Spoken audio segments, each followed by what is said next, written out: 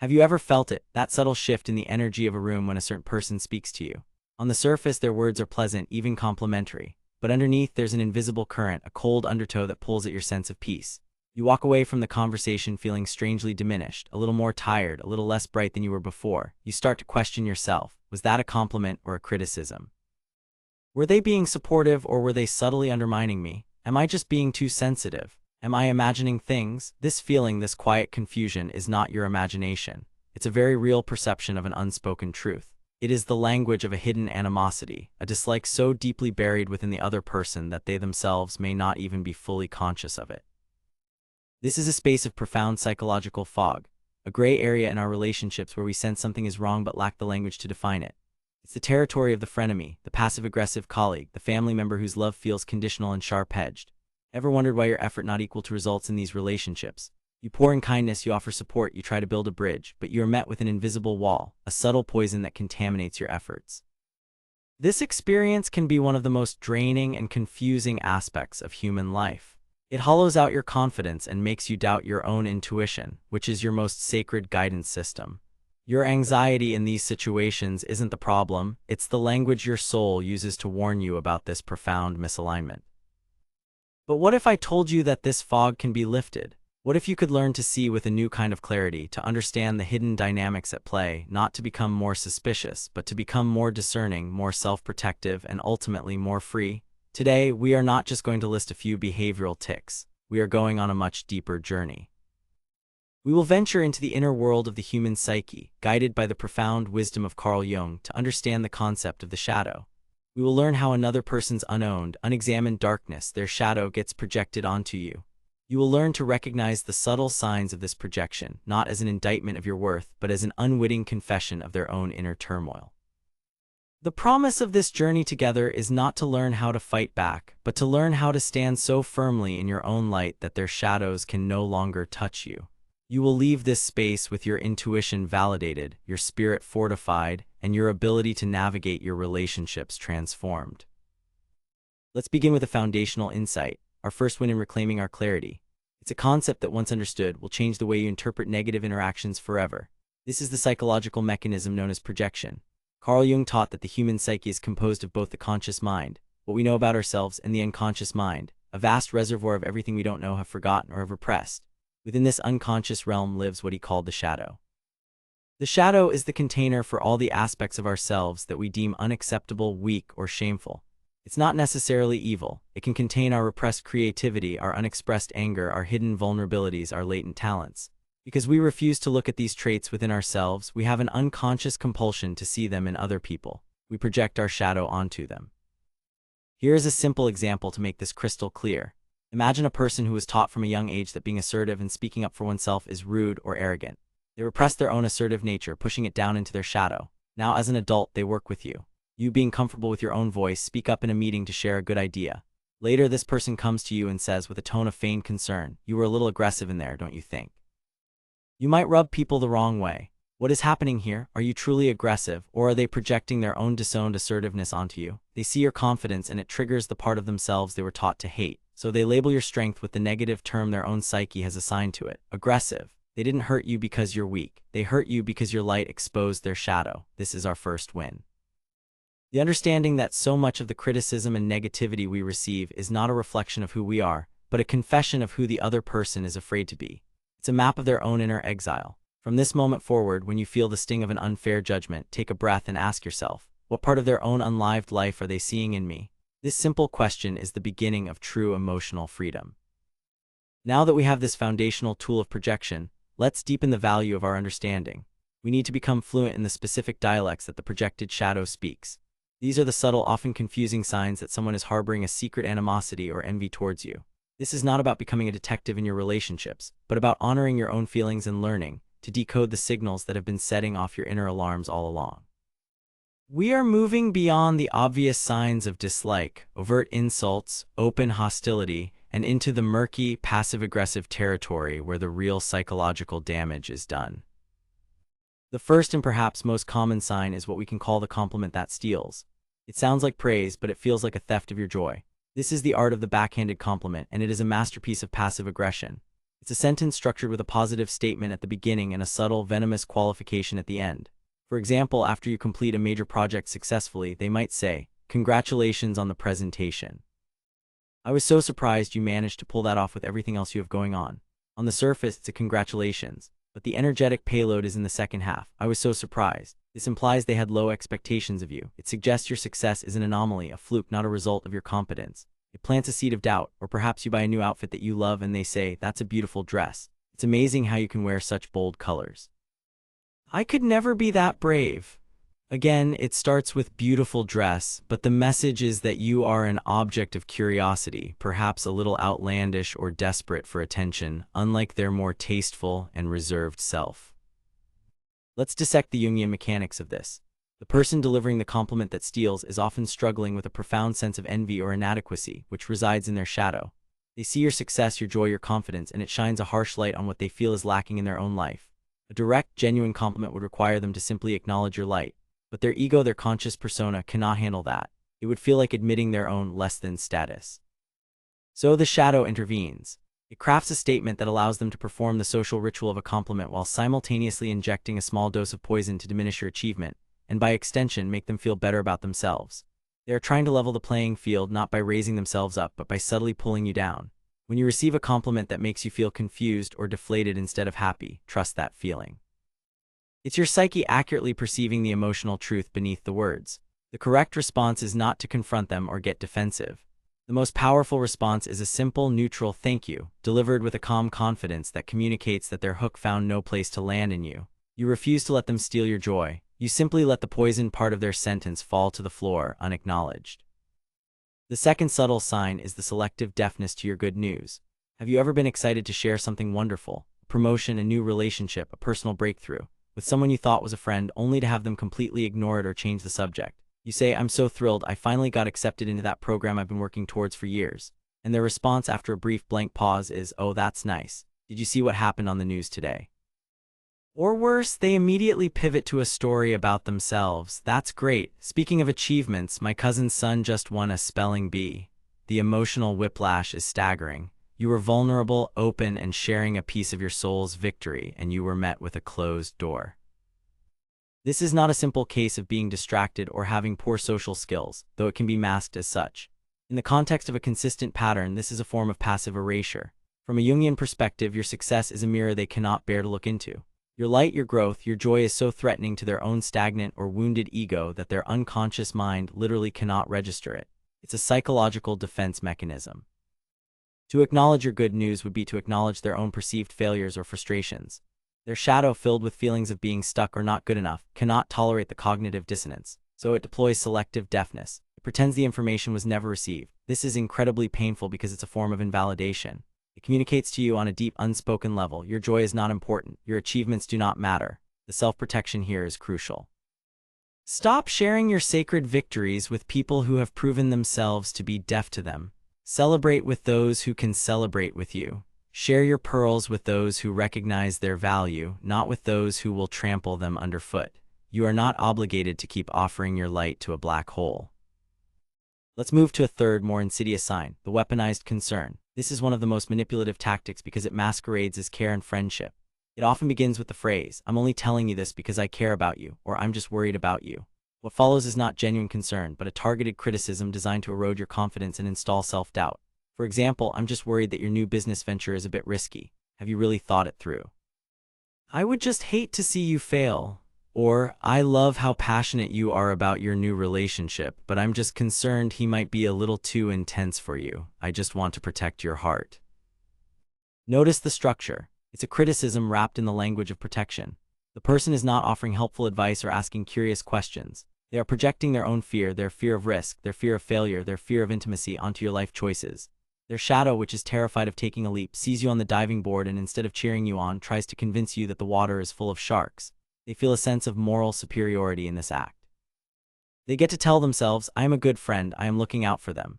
But the true unconscious motivation is to keep you small and safe, because your expansion threatens their own comfortable, self-imposed cage.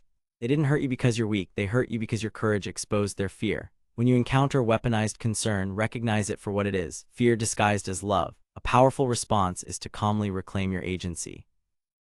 You can say, I appreciate your concern, but I feel very confident in my decision. I've got this. This communicates that you are the authority in your own life. You are the captain of your own ship, and you will not be swayed by the fears of those who are content to stay on the shore. The fourth sign is the public humiliation disguised as a joke. This often happens in group settings. You're with friends or colleagues, and this person shares an embarrassing story about you or makes a joke at your expense that has a sharp, cutting edge to it. When they see the flash of hurt on your face, they quickly say, "Oh, I was just kidding. Can't you take a joke?" This maneuver is a form of psychological gaslighting. It has two parts. First, the public jab, which is designed to lower your social status and elevate theirs. By making you the butt of the joke, they momentarily position themselves as the witty, dominant one in the group. The second part, the just kidding defense, is the gaslighting. It denies your valid emotional response. It tells you that your feeling of being hurt is wrong, that you are the one with the problem, you are too sensitive. Let's look at this through our Jungian lens. This person is often grappling with a deep-seated insecurity, a shadow belief that they are invisible or unimportant. To compensate for this feeling, they develop a persona that needs to be the center of attention. Your embarrassment becomes the fuel for their fragile ego. They are, in a sense, feeding off your social discomfort to feel more secure. They can't generate their own light, so they try to dim yours in front of an audience. This is a clear sign of a hidden animosity, because true friends, people who genuinely care for you, do not use your vulnerabilities as public entertainment. They protect your dignity both in private and in public. The way to handle this is not to laugh along and pretend it didn't hurt. That only teaches them that their behavior is acceptable. You don't have to cause a scene, but you can hold your ground. You can simply not laugh. You can hold their gaze for a moment with a neutral expression. Or you can say calmly and without aggression, "That's not something I find funny." You are not attacking them. You are simply stating your boundary. You are refusing to co-sign the narrative that your feelings are a joke. A fifth and deeply felt sign is the energetic drain. This one is less about specific words and more about a holistic feeling.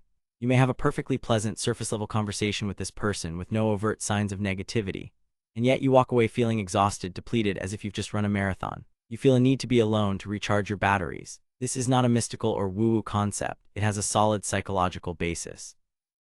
Interacting with someone who harbors a secret dislike for you requires a massive amount of your unconscious energy. Your psyche is on high alert.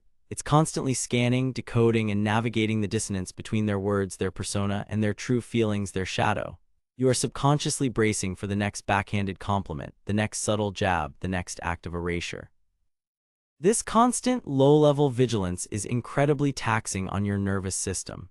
You are essentially holding up an energetic shield for the entire duration of the interaction. Carl Jung might say that your unconscious is in a state of high tension, trying to manage the threat posed by the other person's projected shadow. It's like trying to have a relaxed conversation with someone who is pointing a laser pen at your forehead. Even though it's just a tiny red dot, your entire system is aware of the potential for something to go wrong. Pay attention to your body. Your body does not lie. If you consistently feel drained, heavy, or agitated after being with a certain person, your body is giving you vital information. It's telling you that this connection is costing you more energy than it provides.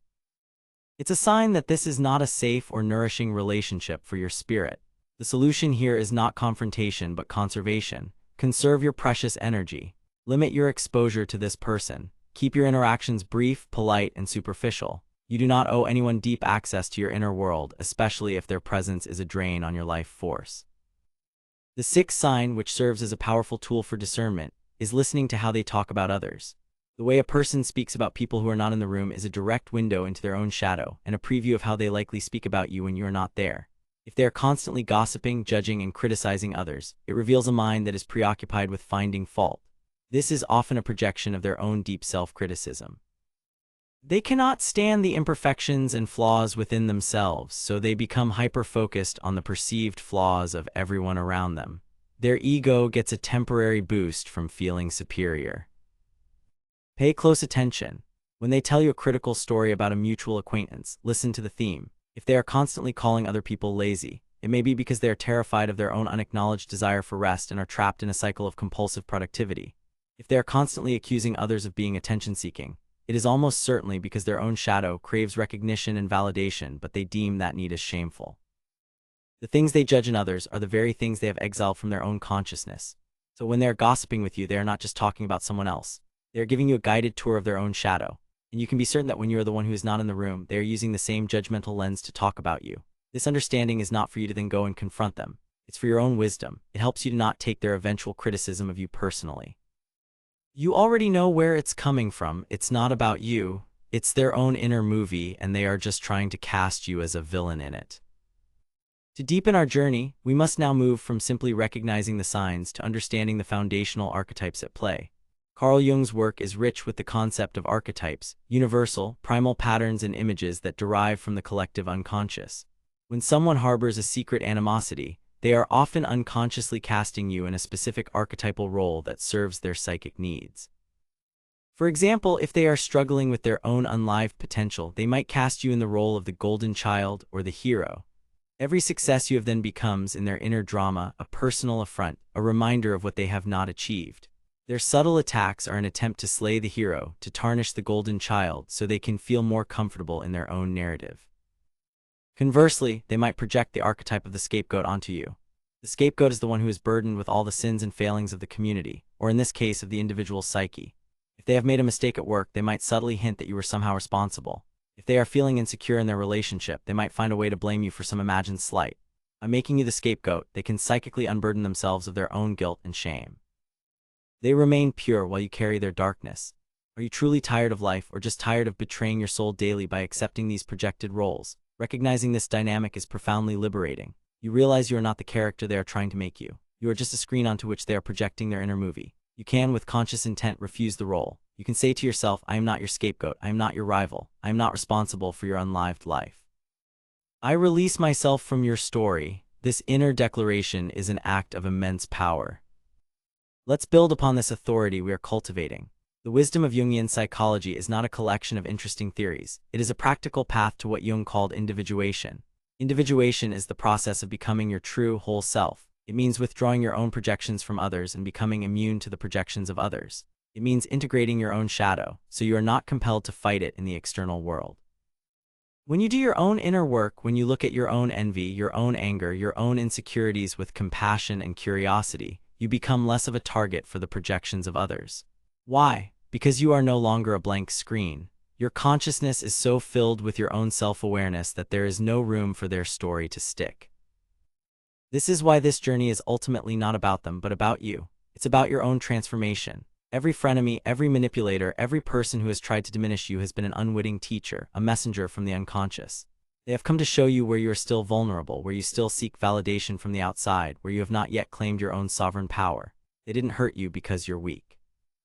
They were drawn to you because your light was a threat to their shadow, and the universe sent them to teach you how to build a stronger lantern. The pain they cause is a sacred signal, calling you to turn your attention inward, to heal the parts of you that believe they're subtle poisons. The ultimate self-protection is not building higher walls, but cultivating a deeper inner garden, a soul so rooted in its own worth that the winds of others' opinions cannot shake it.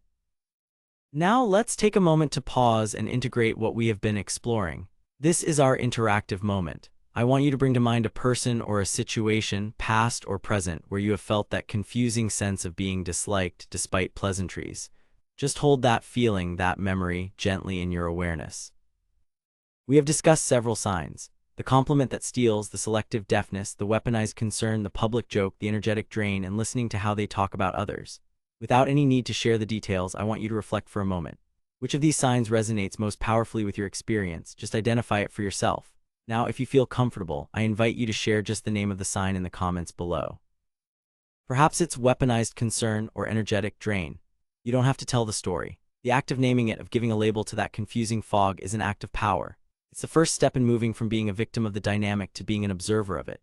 By sharing, you not only empower yourself, but you also create a space of validation for others in this community who will read your comment and realize they are not alone in their experience. This is how we collectively begin to dissipate the fog. As you do this, also consider what we've learned so far. We began by understanding that the confusion we feel is real. We gained our first win by learning about projection, that criticism is often a confession. We've deepened our value by learning the specific signs of hidden animosity. And now, moving forward, we will focus on the most important part, the transformation this knowledge makes possible in your life. Let's continue to deepen this value by exploring the practical steps of self-healing and boundary setting that this new clarity allows. Once you can see the dynamic of the projected shadow for what it is, you are no longer a pawn in the game. You are now a conscious player, and you can choose your moves with wisdom and self-respect. The first step is what we can call radical acceptance. This does not mean condoning their behavior. It means accepting the reality that this person, for whatever reason rooted in their own history and psychology, is not capable of being a source of genuine support or kindness for you at this time. It means letting go of the hope that they will change. You must stop going to the hardware store for bread. You are hurting yourself by repeatedly seeking validation, warmth, or approval from someone whose well is dry. This acceptance is a form of grief. You are grieving the friendship or relationship you wished you could have had with this person. Allow yourself to feel that sadness. It's real, but on the other side of that grief is freedom. Freedom from expectation, freedom from disappointment. The second step is the art of the energetic boundary. This is often more powerful than a verbal confrontation. It means making a conscious decision about how much access this person has to you, to your time, your thoughts, and your emotional energy. This might mean you stop initiating contact. You respond politely but briefly to their messages. You choose to sit at the other end of the table at a group dinner. You keep your conversations focused on neutral, superficial topics. You create space. This is not about being rude or punitive. It is a sacred act of self-preservation. You are treating your own energy as the precious, finite resource that it is. What if the love you crave begins with the boundaries you've been too scared to set? A boundary is not a wall to keep others out. It is a fence to protect the garden of your own inner peace. It says, I love and respect myself enough to not allow negativity to take root here. The third step is to fill the void with genuine connection. Often we cling to these toxic or draining relationships because we fear being alone. We would rather have a frenemy than no friend at all. But this is a scarcity mindset. The universe abhors a vacuum. When you have the courage to release a connection that is not serving you, you create an open space in your life. It is in this open space that new, healthier, more aligned relationships can enter. Begin to actively invest your energy in the people who do celebrate your successes, who listen to your sorrows, who make you feel more energized, not less. Nurture the connections where you feel seen, heard, and valued for who you truly are. One true soul-nourishing friendship is worth more than 100 superficial, draining acquaintances. Your task is not to fix the people who try to dim your light, but to find the people who speak the same language as your soul. Now let's seal our credibility by returning to the heart of Jung's teachings. Jung believed that the goal of life was not to achieve a state of perfect, conflict-free happiness. The goal was to become whole. Wholeness means integrating all parts of yourself, the light and the dark, the strong and the vulnerable. The people who project their shadow onto you are your greatest teachers in this process of integration. They show you through their behavior the very things you may have disowned in yourself. Perhaps their backhanded compliments about your success trigger your own deep-seated fear that you are an imposter, a fraud. Their criticism becomes an invitation to heal your own imposter syndrome. Perhaps their weaponized concern about your risky choices highlights your own fear of failure. Their projection is a call to befriend your own relationship with risk and to redefine what failure means to you. Seen this way, these difficult people are not curses, they are catalysts. They are sandpaper for the soul, sent to smooth your rough edges and reveal the beautiful grain of your true self underneath. This is a profound reframe. It moves you from a position of victimhood, why is this happening to me, to a position of soulful curiosity, what is this here to teach me? This is the essence of spiritual and psychological maturity. It's the understanding that the entire universe, even in its most challenging and painful manifestations, is conspiring to help you become whole. Here at Celestial Mindwaves, this is our core philosophy. Every challenge is a doorway to a deeper part of yourself. Every person who hurts you is an opportunity to heal a part of you that was already wounded. Let's summarize our journey and project the benefits of this wisdom into your future. We began by acknowledging the confusing and painful experience of dealing with people who secretly dislike us. We established that this feeling is a valid perception, not a figment of our imagination. We then armed ourselves with the Jungian concept of projection, understanding that negativity directed at us is often a confession of the other person's own inner state. We delved deep into the specific signs, the compliment that steals, the selective deafness, the weaponized concern, and more, learning to decode the language of the projected shadow. We've seen how this is not just about them, but about the archetypal roles they try to cast us in and our power to refuse those roles. The benefit of this knowledge is not paranoia, but peace. Imagine moving through your life with this new lens. You no longer internalize the subtle jabs and backhanded compliments. You see them for what they are, reflections of another's inner world having nothing to do with your intrinsic worth. Imagine the energy you will reclaim when you stop trying to win over the unwinnable, when you stop over-explaining yourself to those who are committed to misunderstanding you. Imagine the confidence that will bloom when you trust your own intuition, your own body's signals, telling you who is safe and who is not. This is not just relationship advice. This is a blueprint for self-reclamation. You are taking back the power you have unknowingly given away to others to define your reality and your worth. The ultimate benefit is a quiet, unshakable sense of self, a celestial mind wave of peace that emanates from within. As we draw to a close, let's bring this transformation into our hearts. This journey has been about waking up to a hidden reality. It is a form of transformation, a way to change your life not by changing others, but by changing your perception. The love you're searching for, the acceptance you crave, begins with the radical act of protecting your own spirit from that which seeks to diminish it. Your sensitivity is not a liability, it is your superpower. It is the finely tuned instrument that allows you to perceive these subtle energies. Do not let the world dull it. Instead, learn to trust it, to honor it, and to use it as your guide. If this journey has resonated with you, if it has illuminated a confusing corner of your life, I invite you to become a part of this community. Subscribe to Celestial Mindwaves and join a gathering of fellow travelers who are committed to exploring these deep waters of the psyche together. Click the like button to let me know that this message landed with you, as it helps our community grow and reach others who may need to hear this. We are creating a space for self-healing, emotional intelligence, and profound personal transformation. And now, to spark the next step in your journey, I want you to leave a comment below answering this question for yourself. What is one small, concrete boundary you will set this week to honor your own peace? It could be as simple as not answering a text immediately or deciding not to share your good news with a specific person. By writing it down, you make a promise to yourself. You take this knowledge and you turn it into action. In our next journey together, we will explore the radiant opposite of this topic. The subtle, powerful, and often silent signs that someone's soul genuinely sees, respects, and loves you. Recognizing this is just as crucial for a life of joy and connection, and it is a truth you absolutely deserve to experience and trust. Walk away from our time together today not with a heavier heart full of suspicion, but with a lighter spirit full of discernment. Walk away not with bitterness, but with a profound and gentle compassion, first and foremost, for your own beautiful, sensitive, and powerful soul. Your peace was never theirs to take, and now you have the tools to ensure it is always yours to keep.